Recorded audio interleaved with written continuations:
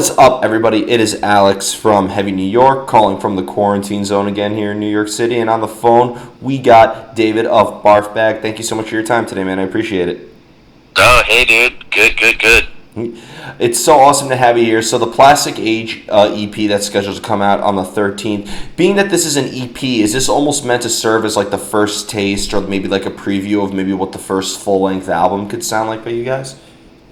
Yeah, for sure. It's kind of like it's pretty much a template for the full length. Full length comes out on election day. Oh wow. And like I don't know, like the new school way of rolling out a record. It's like, single, and then an EP, and then you just keep more singles, and then you bundle it all into the record at the end. That's what we're doing. Mm-hmm. One thing I always like to ask artists who, address political subject matter is there a specific reason why the style of music that you play, do you feel best supports your political statement?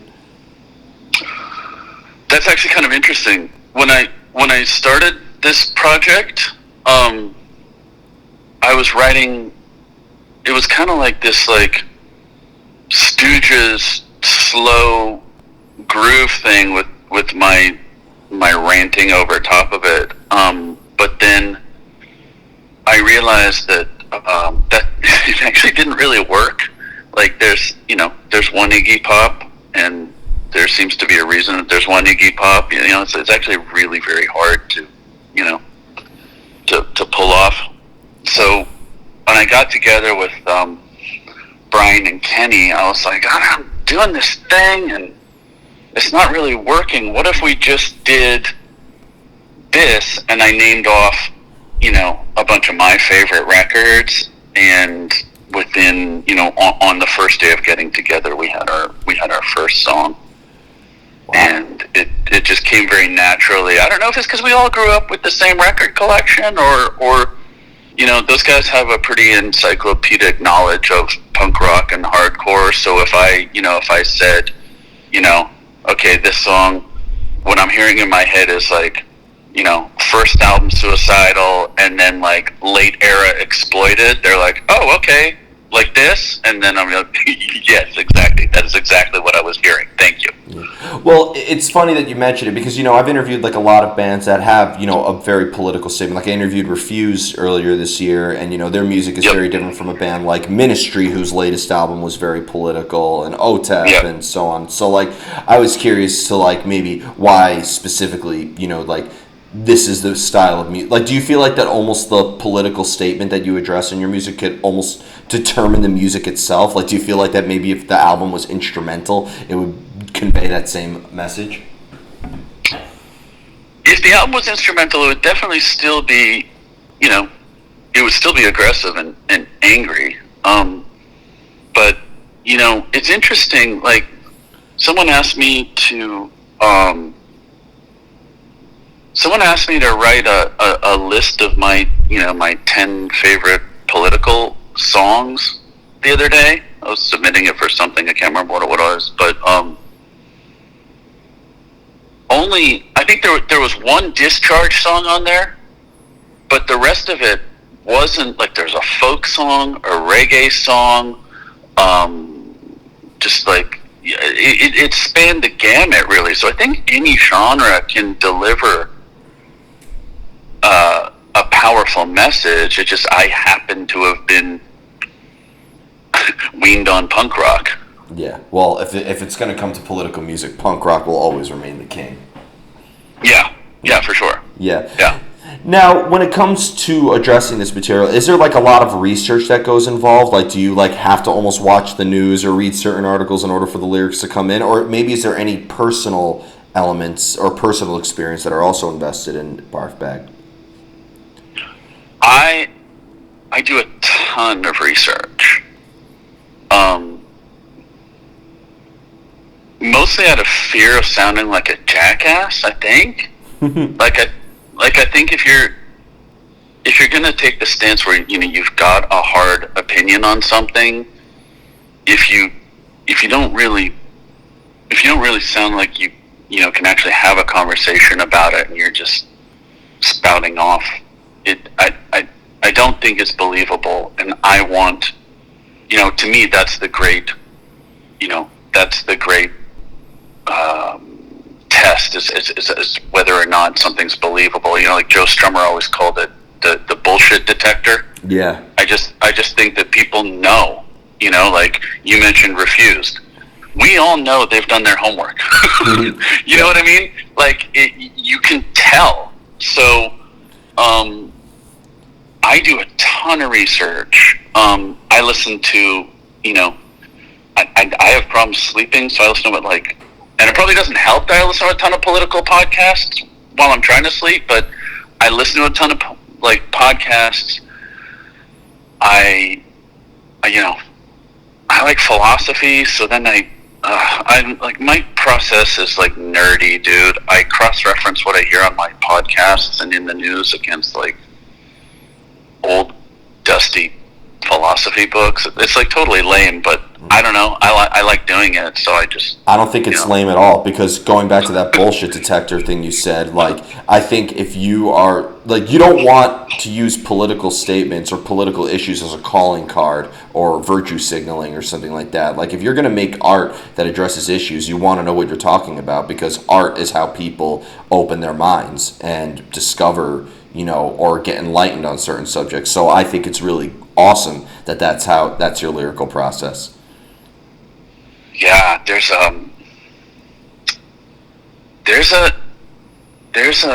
YouTube channel that's super, like, it's easy to digest, and a lot of the stuff that I talk about is on there. Have you if you haven't, you should watch Philosophy Tube. Ooh, okay. That guy's awesome. Is it like Joe Rogan's podcast? It's a guy who's like clearly like hyper intelligent, but also like a normal person. Mm-hmm. So he takes these like really dense subject matters, and he just makes these videos and explains them like a normal person. And I would have to think that if you or anyone watched it, it would spark some really interesting thoughts, but it most certainly does for me. That's awesome. So there's a plug. Philosophy Tube. Awesome. Give us money, Philosophy. No, I'm kidding. But being that, like, you have members, you have Brian, who's played with, Dresden Dolls and Violent Femmes and Nine Inch Nails. You have Kenny, who's played with AWOL Nation and stuff. Does maybe like the previous projects of all you guys also influence this one? Or are you guys trying to do something completely out of your comfort zones that you never really done before? If you listen to the other guys' bands, well, actually, maybe Dresden Dolls, they're pretty, they're non-traditionally punk, but they're actually pretty punk. Mm-hmm. This is pretty hardcore departure from their previous bands, but like I said, these guys, like, we all grew up in really different places, but we all had the same records, and they learned how to, they mastered their instruments learning how to play these records that we all love. And so it might be different from their previous bands that actually found success, but they had both been in punk bands growing up, because it's a great way to learn how to play. Yeah. And I'd imagine you're always a product of your past. Either way, it's going to influence you one way or another. That's it. For me, it's like once a punk, always a punk. Like, I don't, like, how they say, like, you can't unsee certain things? I think once that trigger has been, or once that, light switch has been turned on in you, I don't think you can go backwards. Yeah. Well, that's just life in general. There's no such thing as going backwards. Yeah. Or but I just don't know. Maybe I travel in a small circle or but like, I don't see that many, I don't come across that many people who ever say like, oh yeah, I was super into hardcore, but then I grew out of it. Like, I'm not, not super into that anymore. Like, I just feel like once it's in there, it's in there. And even if it's like that certain records don't age well, or like you don't, when you go to a show, you stand at the back now, like I, like I do, or like whatever. Like, I still think that the ideology, the ethos, everything is still in your brain, rattling around, and I don't think a lot of people, turn their back on that part of it. Mm-hmm. When it comes to like having punk rock, to you, what I love having this discussion about is when you take like a genre of music, everybody has like a different answer on what defines it. For you, what makes punk punk? Is it the political commentary? Is it the actual style of the music? Is it the imagery? To you, what makes punk punk? It's very much the stance taken. I mean, I guess, all art and music interprets your surrounding and spits out a commentary on it. But what I love about protest music, or, not all punk rock, but like, the stuff that I happen to like, is that there's like a call to action in there. It's not just, it's not whining. It's actually saying like, okay, and then, like, here's what you do, and that could be like from like way back. It's like, okay, here's, when punk rock was starting, it's like, okay, here's 3 chords, now go start a band. Or then it was like, Rollins, like, get in the van.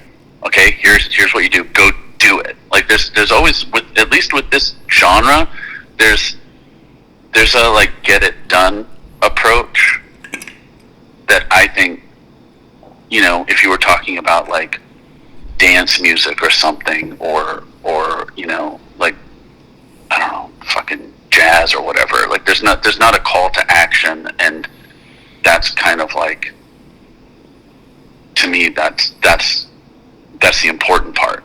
Yeah, it almost seems like everything about punk, both lyrically and sonically, is all confrontational. Yeah. And when it comes to like executing this material, and like, do you almost have to like be in a certain emotion when you're tracking the music? Like, do you almost have to have that pissed off energy as well? It's not like you could just pick up the instrument and play at any time, right? Well, it's weird though, because like if you came to one of our sessions, like where we're recording, it's actually like a super mellow hang, and it's really fun, and like we're joking the entire time. And then once it's your time to plug in or step up, you kind of have to be like, okay, hold on, give me a minute, I got to get into this, and then yeah, it comes out, and you have to be like super focused. But it's not like, it's not an intense hang in the room by any means. Well, that's good to hear. I mean, I guess if the music is too tense, it could ultimately hinder the writing process. Yeah, like, I don't know, dude. Like, last night was a big deal for us, like big deal for Barfbag, because like we got played on the Black and Blue takeover, and like we're all like massive Agnostic Front fans. Oh, still one of my favorite interviews ever. Oh my god, I like, since I was in 7th grade, I've been obsessed with this band, and they were doing the takeover last night, and a friend of mine got them the music, and they played it, and so I was listening, and like I would have tuned in anyways to listen to it, but you hear those guys, and they're not, they're not sitting there talking about, how angry they are about things. Those are like friends hanging out and having a blast. And like, I was listening to it last night, and it was Jimmy G and Stigma and Gallo from Agnostic Front and Cousin Joe, and I was just like, these guys are, clearly they're best friends, but like they were having such a good time hanging out, and they were laughing and joking the entire time. But they play very well. You know, Murphy's Law is not like political, but like, you know, like Agnostic Friends, serious music, but like when they're just hanging out, they're friends. Yeah. Well, that's not. I don't even think that's hardcore. That's punk. That's just New York City. Yeah, for sure. But I mean, oh my God, Agnostic Front, like, and Black and Blue. I mean, that lineup this year with Agnostic Front and Sick of It All, and like, you know, having Danny Diablo on the bill, that was like the ultimate hard. That was like the biggest disappointment of the canceling, thanks to this fucking pandemic. Yeah. Mm-hmm. One thing I'm really curious about is when it comes to like this music, is there any room for it to be open to interpretation? Because I'd imagine, you know, the number one rule of punk rock is telling people to think for themselves as well. So is there an essence of the music also being open to interpretation?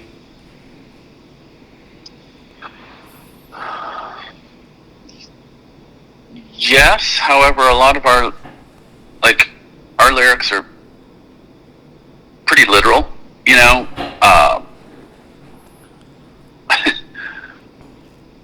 It's, you couldn't. I think you would be hard pressed to interpret it in any way too far from what it was intended, you know, because like, you know, our lyrics are like, you know, do you carry a gun? No, I don't. Why not? Because guns are for pussies. Like, I don't know how you interpret that any other way than how you know we meant it. A gun could be metaphorical for many things, but sure. I took way too. I went to art school and I took a lot of poetry classes, so forgive me if I nerd out too hard on it. No, I love it. You know, we're talking about, you know, poor working conditions and unsafe shops and pollution and like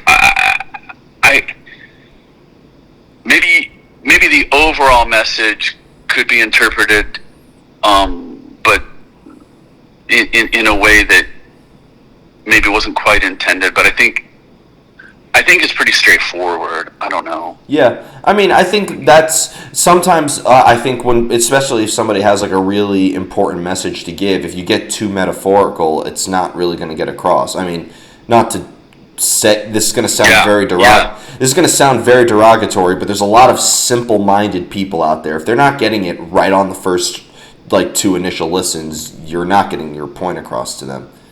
Right. Yeah. So. Yeah. It's a breath of fresh air to hear something very literal. Well, it's so, I don't know, dude. I just feel like I'm going to sound like, you know, cranky guy saying, where are the kids stepping up? But I mean, it does seem like there are more and more sort of protest records coming, but they're, you know, they're coming from the hip-hop community, which is fantastic and also very, you know, traditional, like hip-hop's protest music. Yeah. But there's this, it just seemed like there's a generation, well, not an entire generation, there's a large segment of kids who sort of found power in dropping out, and it's like, oh wait, so your power move, the way you're gonna express your displeasure is by dropping out and taking, you know, pills. And it's like, oh, that's interesting. But as a result, you don't stand up and criticize. You don't fucking vote. You don't protest. You just take fucking Xanax. And I'm just, I'm just like, holy shit. There's an entire group of people that we need to vote who have checked out, and that's their stance, is checking out.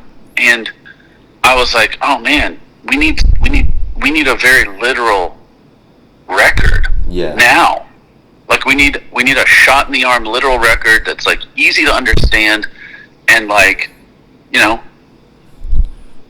just simple. You know, now whether or not whether or not a punk rock record appeals to young people who have checked out already, I don't know. Well, I mean, I think sometimes people are checked out or could maybe even give up on what it means because it's not as literal. It's like too much to take in. Like they're like, so like I think by having something that's a little more straightforward, it's easier to digest and easier to grasp onto. Hopefully. Yeah, definitely. Yeah. Hopefully.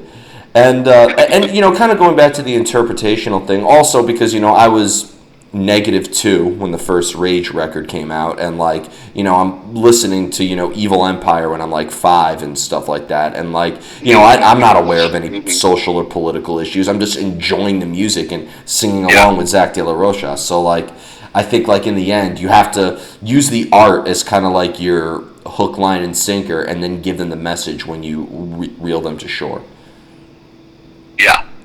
Yeah, for sure. So before we go, I want to thank you so much for your time today. Really enjoyed this discussion. Oh yeah, thank you, man. Yep. Thanks for having me. Yep. Hope you all are safe out there in LA and everything. Yeah, we're good. Just obviously, thanks to a certain virus that shall not be named. I'm not giving it any promotion on this outlet. But I'd imagine that once all this is over, is Barfbag going to be doing some live shows? I mean, hey, you're a political punk rock band. You got to do a hardcore matinee here in New York City one day. Hell yeah! Oh, we'll do one for Drew Stone and Jesse Malin at the A7. Oh, really? Yeah. Well, we gotta get to New York, but yeah, yeah. Yeah, Drew Stone is helping the hardcore scene. I was at a couple of those shows. They are so much fun. Yeah. I finally saw Maximum Penalty. Oh yeah, dude. Yeah. Yeah. Here's another plug. Do you watch the Hardcore Chronicles? Yes, I do. Oh my God, he's a genius. Like that's like art that needs to be made. Like, it's amazing. Yeah, I watch the Hardcore Chronicles, and then Jesse Malin's. He's got the weekly, the Fine Art of Self Distancing. It's really good. Okay, I'll check that out. Yeah. But awesome, dude. Thanks a lot. Thank you so much for having me, man. Absolutely. Everybody, we are here with David of Barfbag. Be sure to check out the Plastic Age EP coming out July 13th. New music coming on Election Day. Be sure to pick that up, and be sure to vote while you do it as well. We'll see you next time on Heavy New York.